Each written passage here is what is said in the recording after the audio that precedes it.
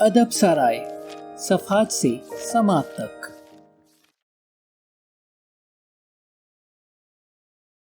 अब तक के साथ और ताउन का शुक्रिया। मजीद ताउन के मुंतजर। अदब सराय, जीने की वजह। हर चीज जो आप करते हैं इसमें एक तनासुब की तलाश। Find flow in everything you do. कैसे काम और फारिग वक्त दोनों को तरक्की और आगे बढ़ने के लिए खाली जगहों में तब्दील करना है। How to turn work and free time into spaces for growth. असल में हम वही हैं जो हम बार बार करते हैं। इसके बाद महारत एक एक्ट नहीं बल्कि आदत का नाम है। अरस्तु। बहाव के साथ जा रहे हैं, गोइंग विद द फ्लो।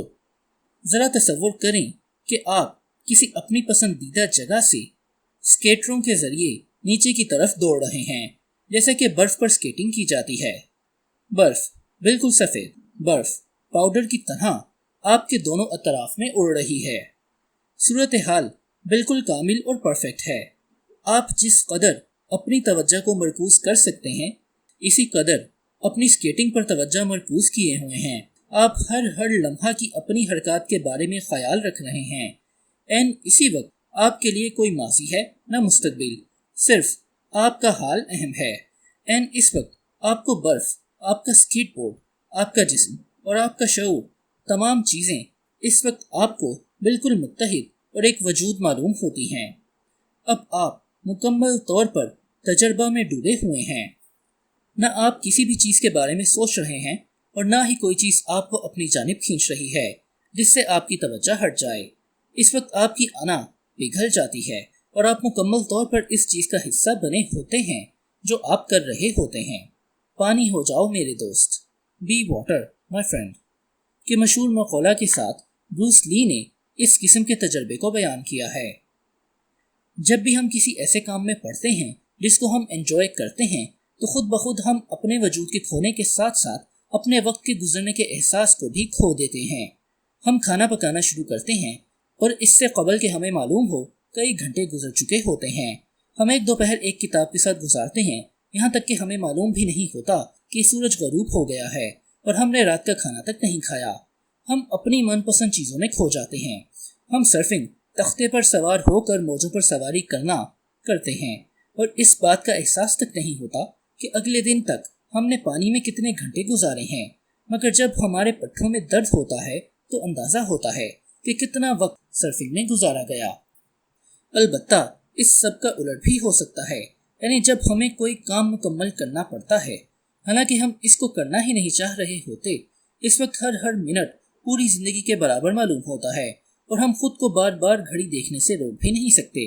जैसा कि क्विप जो कि आइंस्टाइन की तरफ मंसूब है वो चलती है, अपना हाथ 1 मिनट के लिए जलते हुए चूल्हे पर रखें तो ये ऐसा मालूम होगा गोया के 1 घंटे के बराबर है, और दूसरी तरफ एक माया रुख चेहरे के साथ आप 1 घंटा खुश गप्पियां लगाएं तो मालूम होगा कि गोया 1 मिनट ही था। ये असल में निस्बत रिलेटिविटी है। मज़े का ख़ेज़ बात यह है कि ऐन मुमकिन है कोई दूसरा इस काम को बहुत एंजॉय करे, मगर हम इसको जिस कदर जल्दी हो सके ख़त्म करना चाहते हैं। हम इस कदर बहुत ज़्यादा काम के करने को इस वक्त एंजॉय कर सकते हैं जब हम हमारी जो भी परेशानियां हैं इनको भूल जाएं और फिर इस काम को सरअंजाम दें। हम किस वक्त बहुत ज़्यादा खुश होते हैं? यही वो सवालात हैं जो हमें हमारे इकिगाई की दरियाफ्त में मदद करते हैं। बहाव की ताकत, द पावर ऑफ फ्लो। ये सवालात माहिर नफ्सियात मिहाले की तहकीक के बुनियादी अनासर में भी शामिल हैं, जो कि हम इस वक्त क्या कर रहे हैं इसके बारे में मुकम्मल गहराई के साथ किए जाने वाले तजर्बे पर मुश्तमिल है। मिहाली ने इस हालत को बहाव यानी फ्लो का नाम दिया है और इसको एक खुशी, फरहत, तख्लीक कारी और एक ऐसे सबब के तौर पर बयान किया है कि जिसमें हम मुकम्मल तौर पर जिंदगी में गर्क हुए होते हैं। हकीकत यह है कि खुशी तलाश करने का कोई जादुई नुस्खा मौजूद नहीं है। अपनी इकिगाई के मुताबिक जिंदगी गुजारने का कोई नुस्खा भी मौजूद नहीं है। हाँ, अलबत्ता एक जिज़िया मौजूद है, वो ये कि बहाव, फ्लो की इस सतह के हसूल तक रसाई की सलाहियत पैदा कर ली जाए और फिर इस सलाहियत के ज़रिए से एक बेहतरीन तजर्बा हासिल कर लिया जाए اس بہترین تجربے کے حصول کے لیے یا پھر زیادہ تجربات کے حصول کے لیے ہمیں وقت کی اس مقدار میں اضافہ کرنا پڑے گا جو ہم اس قسم کے عوامل میں خرچ کرتے ہیں جو ہمیں بہاؤ فلو کی اس مطلوبہ مقدار تک رسائی دے، بجائے اس کے کہ ہم خود کو ایسی سرگرمیوں میں پھانسیں جو ایک جلدی اور عارضی خوشی کو لانے کا سبب بنتی ہوں، جیسا کہ زیادہ کھانا کھا لینا، منشیات اور شراب کے بعد گالیاں بک لینا، یا پھر خود کو ٹیلی ویژن کے سامنے بٹھا کر چاکلیٹ سے ٹھوس ٹھوس کر بھر لینا وغیرہ، جیسا کہ میہالی نے اپنی کتاب بہاؤ عمدہ تجربات کی نفسیات flu the psychology of optimal experiences میں اسی بات پر زور دیا ہے کہ بہاؤ یعنی کہ فلو ایک ایسی حالت کا نام ہے کہ جس میں لوگ کسی بھی سرگرمی میں اس قدر گہرائی سے مگن ہیں کہ ان کو اس کے علاوہ کسی چیز سے کوئی فرق نہیں پڑتا۔ اس بات کا تجربہ خود بھی ایک بہت ہی خوشگوار چیز ہے کہ لوگ اس کو ہر قیمت پر کرنا چاہیں گے کیونکہ یہ کرنا ان کے لیے مفید اور قابل فرحت ہے۔ یہ صرف تخلیقی کارنامہ انجام دینے والے پیشہ ور افراد ہی نہیں ہیں کہ جن کو اس قدر اعلیٰ مقدار میں توجہ اور روانی کی ضرورت ہے جو بہاؤ کو مزید فروغ دے، بلکہ زیادہ تر ایتھلیٹس، کھلاڑی، شطرنج کھیلنے والے اور انجینئرز ایسے لوگ ہیں جو اکثر ایسی سرگرمیاں کرتے ہیں کہ جن میں وہ اس بہاؤ کی حالت کو پہنچ جاتے ہیں اور ان کو اس کی ضرورت ہوتی ہے۔ میہالی کی تحقیق کے مطابق ایک شطرنج کا کھلاڑی بہاؤ کی حالت میں داخل ہونے کے بعد بالکل ایسا محسوس کرتا ہے جیسا کہ ریاضی دان جبکہ وہ کسی فارمولے پر کام کر رہا ہو یا پھر کوئی سرجن کہ جس وقت وہ آپریشن کر رہا ہو۔ ایک نفسیات کے معروف پروفیسر میہالی نے دنیا بھر کے لوگوں کے اعداد و شمار کا تجزیہ کیا اور آخر میں یہ دریافت کیا کہ ہر عمر اور ثقافت کے افراد کے اندر بہاؤ کی شرح ایک جیسی ہے، چاہے وہ نیو یارک ہو یا جاپان کا علاقہ اوکیناوا، ہم سب کے سب ایک ہی طرح سے بہاؤ کی حالت کو پہنچتے ہیں۔ مگر اہم سوال یہ ہے اس وقت جب ہم اس حالت میں پہنچ جاتے ہیں تو اس وقت ہمارے دماغ کا کیا ہوتا ہے، یعنی وہ کس حالت میں ہوتا ہے۔ جس وقت ہم بہاؤ میں ہوتے ہیں تو اس وقت مکمل طور پر ایک ٹھوس کام پر مرکوز ہوتے ہیں بغیر کسی رکاوٹ کے، اور ہمارا دماغ اس وقت ایک مکمل ترتیب میں ہوتا ہے، اور اس کے برعکس اس وقت ہوتا ہے جب ہم خود کچھ اور کرنے کی کوشش کرتے ہیں جبکہ ہمارا دماغ کہیں اور کھویا ہوا ہوتا ہے۔ اگر کسی بھی ایسے کام کے دوران جس کو آپ اہم سمجھتے ہیں آپ اپنا فوکس کھو دیتے ہیں، اور ایسا آپ کے ساتھ اکثر ہوتا ہے، ہمارے پاس آپ کے لیے بہت ساری حکمتیں عملیاں ہیں جن کو استعمال کر کے آپ اپنے بہاؤ کے حصول کے امکانات کو بڑھا سکتے ہیں۔ بہاؤ کے حصول کے لیے 7 احوال۔ ڈی پال یونیورسٹی کے محقق اوون اسکافر کے مطابق بہاؤ کے حصول کے لیے ضروری چیزیں مندرجہ ذیل ہیں۔ نمبر 1، یہ معلوم ہونا کہ کیا کرنا ہے۔ نمبر 2، یہ معلوم ہونا کہ اس کو کیسے کرنا ہے۔ نمبر 3، یہ معلوم ہونا کہ تم اس کو کیسے اچھا کر سکتے ہو۔ نمبر 4، یہ معلوم ہونا کہ کہاں جانا ہے۔ نمبر 5، اہم چیلنجز کا ادراک۔ نمبر 6، اہم صلاحیتوں اور مہارتوں کا بھی ادراک ہونا۔ نمبر 7، خلفشار سے مکمل طور پر آزاد ہونا۔ حکمت عملی نمبر 1، ایک مشکل کام کا انتخاب کریں لیکن زیادہ مشکل بھی نہ ہو۔ Strategy 1، choose a difficult task but not too difficult. اسکافر کا ماڈل ہمیں اس بات کی حوصلہ افزائی دیتا ہے کہ ہم ایسے کاموں کے ساتھ منسلک ہو جائیں جن کو کرنے کا موقع ہمارے پاس موجود ہے لیکن ہمارے آرام دہ زون سے تھوڑا سا باہر نکلنے کا طالب ہے۔ ہر کام، کھیل یا پھر ملازمت کے چند مخصوص اصول ہوتے ہیں اور ہمیں ان اصولوں کو اختیار کرنے کے لیے مہارتوں کے ایک مخصوص سیٹ کی ضرورت ہوتی ہے۔ اگر کسی بھی کام کو مکمل کرنے یا پھر کسی مقصد کو حاصل کرنے کے قواعد و ضوابط ہماری مہارتوں کے سیٹ کے مقابلے میں بہت ہی بنیادی ہیں تو شاید اس صورتحال سے ہم بور ہو جائیں گے کیونکہ ایسی سرگرمیاں جو بہت ہی زیادہ آسان ہیں وہ بے حسی کا باعث بنتی ہیں۔ مگر دوسری طرف اگر ہم خود کو ایسا کام تفویض کرتے ہیں جو بہت زیادہ مشکل ہے اور ہمارے پاس اس کو مکمل کرنے کی صلاحیت بھی کامل طور پر موجود نہیں ہے تو لامحالہ طور پر ہمیں اس سے دستبردار ہونا پڑے گا اور ایک بڑی مایوسی کا سامنا کرنا پڑے گا۔ مثالی چیز درمیانی درجے کے راستے کا انتخاب کرنا ہے، یعنی وہ چیز جو ہماری صلاحیتوں کے ساتھ مطابقت رکھتی ہو مگر ہاں تھوڑا سا تناؤ بھی چاہتی ہو تاکہ موجودہ صلاحیتوں میں اضافے کا سبب بنے، اور اس لیے بھی تاکہ ہم اس کو ایک چیلنج کے طور پر تجربہ کریں۔ اصل میں ارنسٹ ہیمنگ وے کا یہی مطلب تھا جب اس نے کہا، بعض اوقات میں اپنی صلاحیتوں سے اچھا تخلیق کر دیتا ہوں۔ ہمیں اپنے چیلنجز کو ابتدا سے انجام تک دیکھنا چاہیے، کیونکہ ہم اپنے آپ کو آگے کی طرف دھکیلنے کے احساس سے لطف اندوز ہوتے ہیں۔ برٹرینڈ رسل نے بھی ایک اسی طرح کے خیال کا اظہار کیا ہے جب انہوں نے کہا کہ وہ کافی زیادہ وقت کے لیے ارتکاز کرنے کے قابل ہونا اصل میں مشکل ترین کامیابی کے لیے ایک ضروری عمل ہے۔ اگر آپ ایک گرافک ڈیزائنر ہیں تو اپنے اگلے پروجیکٹ کے لیے ایک نیا سافٹ ویئر کا پروگرام سیکھیں، اور اگر آپ ایک پروگرامر ہیں تو پھر پروگرامنگ کی ایک نئی زبان استعمال کریں۔ اگر آپ ڈانسر ہیں تو ڈانس کی دنیا میں ایسی نئی چیز ایجاد کریں جو آج تک ناممکن سمجھی جاتی ہو۔ تھوڑا سا کچھ اضافہ شامل کریں، اپنے پروفیشن میں ایسا اضافہ جو آپ کو آپ کے کمفرٹ زون سے باہر نکالے۔ یہاں تک کہ پڑھنے جیسا کوئی نارمل اور عام سا کام بھی کچھ مخصوص قواعد و ضوابط پر عمل کرنے کا نام ہے، یعنی کچھ مخصوص صلاحیتوں کا حامل ہونا اور علم کا حاصل ہونا۔ اگر ہم خود کو فزکس کا ماہر ہوئے بغیر ہی کوانٹم میکینکس کی کسی کتاب کو پڑھنے میں لگا دیں گے جو کہ ماہر فزکس کا کام ہے، تو ہم جلد ہی اس کو چھوڑ بیٹھیں گے، اور اسپیکٹرم کی دوسری طرف اگر ہم وہ سب جو کچھ کتاب نے ہمیں بتانا ہے وہ پہلے ہی جان لیں تو جلد ہی ہم بور ہو جائیں گے۔ تاہم اگر کتاب ہمارے علم اور قابلیت کے لیے موزوں ہے اور جو ہم پہلے سے جانتے ہیں اس پر قائم رہے تو خود بخود ہم اس میں غرق ہو جائیں گے اور اس وقت کے ساتھ بہہ جائیں گے۔ یہی خوشی اور اطمینان اس بات کا ثبوت ہوگا کہ ہم اپنے اکیگائی کے ساتھ قدر مطابقت کا عنصر لیے ہوئے ہیں۔ سب سے آسان چیلنجنگ ہماری صلاحیتوں سے ماورا، بیزاری، بہاؤ، پریشانی۔ حکمت عملی نمبر 2، ایک واضح، ٹھوس اور پختہ مقصد۔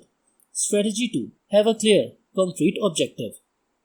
ویڈیو گیمز کو اعتدال کی حد تک استعمال کریں۔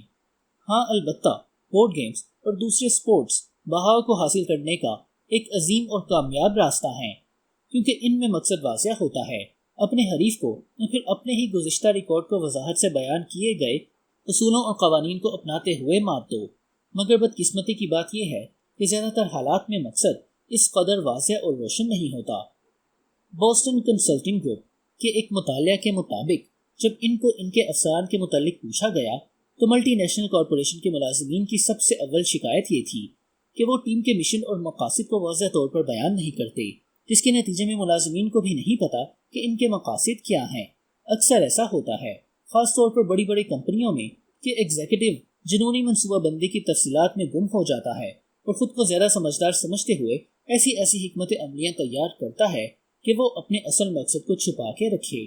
یہ بالکل ایسے ہی ہے کہ ایک میپ کے ساتھ سمندر کے سفر پر نکل کھڑا ہو مگر منزل معلوم نہ ہو۔ نقشہ اپنے پاس رکھنے کی بجائے کسی ٹھوس مقصد کی طرف اشارہ کرنے والے کیمپس کا ہونا زیادہ ضروری ہے۔ جوئی ایٹو، MIT میڈیا لیب کے ڈائریکٹر، ہمیں میپ کی بجائے کیمپس کے اصول کو اپنی دنیا کی غیر یقینی صورتحال پر جانے کے لیے ایک ٹول کے طور پر استعمال کرنے کی ترغیب دیتے تھے۔ کتاب وپلیش اپنے تیز تر مستقبل کو زندہ رکھنے کے بارے میں ہے، جس میں وہ اور جیف ہو لکھتے ہیں کہ اس غیر متوقع اور ناقابل بیان حد تک تیزی سے متحرک دنیا میں جہاں یہ اس تیز رفتاری سے آگے کو بڑھ رہی ہے، ایک تفصیلی نقشہ آپ کو یقیناً غیر ضروری طور پر جنگل کے اندھیروں میں گم کر دے گا، جبکہ اس کے برعکس ایک اچھا کیمپس آپ کو جہاں آپ حقیقت میں جانا چاہتے ہیں ضرور لے جائے گا۔ اس کا یہ مطلب ہرگز نہیں ہے کہ آپ اپنے سفر کا آغاز اس حال میں کریں کہ آپ کو منزل اور سمت کا علم ہی نہ ہو، بلکہ اس کا اصل مطلب یہ ہے کہ آپ کو یہ سمجھ لینا چاہیے کہ اگرچہ آپ کے گول کا راستہ سیدھا نہ ہو مگر پھر بھی آپ اگر طے شدہ اصول اور مہارتیں رکھتے ہیں تو بہت تیزی کے ساتھ اور جلدی کے ساتھ اس کو لازمی عبور کر لیں گے، جبکہ آپ پری پلان ہوں۔ کاروبار میں، اپنے تخلیقی پروفیشن میں یا پھر تعلیم میں یکساں طور پر ایک بات اہم ہے، یہ کہ سب سے پہلے یہ واضح کرنا کہ اس کام کے بعد کی ہماری امید کیا ہے، چاہے وہ تعلیم ہے یا پھر کچھ بنانا ہے، مگر اس کے نتیجے پر نظر پہلے دوڑانی چاہیے۔ ہمیں خود سے یہ سوالات پوچھنے چاہیے: اسٹوڈیو میں ہونے والے آج کے اس سیشن کا اصل مقصد کیا ہے؟ میرے اگلے ماہ میں آنے والے مضمون کے لیے آج میں کتنے الفاظ لکھ رہا ہوں؟ میری پوری ٹیم کا مشن اور مقصد کیا ہے؟ بہاؤ کے حصول کے لیے ایک عدد واضح مقصد ہونا ضروری ہے، لیکن ہمیں یہ بھی جاننا ہوگا کہ جب ہم کاروبار کی طرف جائیں گے تو اس کو کیسے پیچھے چھوڑنا ہے۔ پھر جب ایک مرتبہ سفر کا آغاز ہو جائے تو پھر اس سفر پر جنونی ہوئے بغیر اس مقصد کو اپنے ذہن میں رکھنا چاہیے۔ جب بھی کوئی اولمپکس کے کھلاڑی کسی گولڈ میڈل پر شرط لگاتے اور اس کو حاصل کرنا چاہتے ہیں تو یہ نہیں دیکھتے کہ میڈل کتنا قیمتی اور کتنا خوبصورت ہے، لہٰذا ان کو اپنے مکمل طور پر حال میں آنا پڑے گا تاکہ بہاؤ کو حاصل کر سکیں۔ اگر وہ ایک لمحہ کے لیے بھی اپنی توجہ کو مقصد سے ہٹا کر یہ سوچنے میں لگا دیں گے کہ وہ کس قدر فخر سے یہ تمغہ اپنے والد کو دکھائیں گے تو یقیناً وہ ایک بہت ہی نازک وقت میں ایک بڑی غلطی کا ارتکاب کریں گے اور نتیجہ یہ ہوگا کہ وہ مقابلہ ہار بیٹھیں گے۔ اس کی ایک عام اور سادہ مثال مصنف کا بلاک ہے۔ آپ تصور کریں کہ ایک مصنف کو ایک کتاب 3 ماہ میں ختم کرنا ہے۔ مقصد واضح ہے، مگر مسئلہ یہ ہے کہ مصنف خود کو اس پر جنونی ہونے سے روک نہیں پا رہا۔ ہر دن وہ یہ سوچتا ہوا اٹھتا ہے مجھے آج یہ ناول لکھنا ہے، مگر ہر دن کو اخبار پڑھتے ہوئے یا پھر گھر کی صفائی کرتے ہوئے گزار دیتا ہے۔ پھر ہر شام وہ مایوسی اور پریشانی کا شکار ہوتا ہے اور خود سے یہ وعدہ کرتا ہے کہ وہ یہ کل ضرور لکھے گا۔ اسی طرح دن، ہفتے اور مہینے گزر جاتے ہیں، مگر مصنف کے پاس ابھی تک صفحہ کرتاس پر اتاری ہوئی کوئی بھی چیز موجود نہیں ہوتی۔ ہاں البتہ اگر یہ سب نہ ہوتا، یعنی اس کا طرز عمل یہ نہ ہوتا، تو اس کو بیٹھ کر اپنے ناول کا پہلا لفظ لکھنا تھا، پھر دوسرا لفظ، اور پھر اسی طرح یہ بہاؤ یعنی کہ فلو بن جاتا، جو کہ اس کا پروجیکٹ ہوتا، اور اسی سے اس کی اکیگائی بھی واضح اور اشکار ہوتی۔ جیسے ہی آپ یہ پہلا قدم اٹھائیں گے تو آپ یہ دیکھ کر حیران ہوں گے کہ آپ کی پریشانی ختم ہو جائے گی اور آپ جس سرگرمی کو کر رہے ہیں اس کے اندر ایک خوشگوار روانی آ جائے گی۔ البرٹ آئنسٹائن کی طرف دوبارہ آتے ہیں۔ وہ یہ کہتا ہے، ایک خوش آدمی اپنے حال کے ساتھ بہت زیادہ مطمئن ہوتا ہے اس کو ایک اچھا مستقبل بنانے کے لیے۔ ایک مبہم مقصد، کنفیوژن اور ایک بے معنی فضول ٹاسک پر وقت اور انرجی کا ضیاع، دماغی طور پر ناکاری، ایک ایسا مقصد جس میں خواہش تو کامیابی کی ہے مگر پروسیس میں لاپرواہی برتی جائے، کاروبار کی طرف متوجہ ہوئے بغیر مقصد پر مکمل اور باغور فوکس، دماغی طور پر ناکارگی، واضح طور پر بیان کیا ہوا مقصد اور پروسیس پر مکمل فوکس، بہاؤ بہاؤ بہاؤ۔ ادب سرائے۔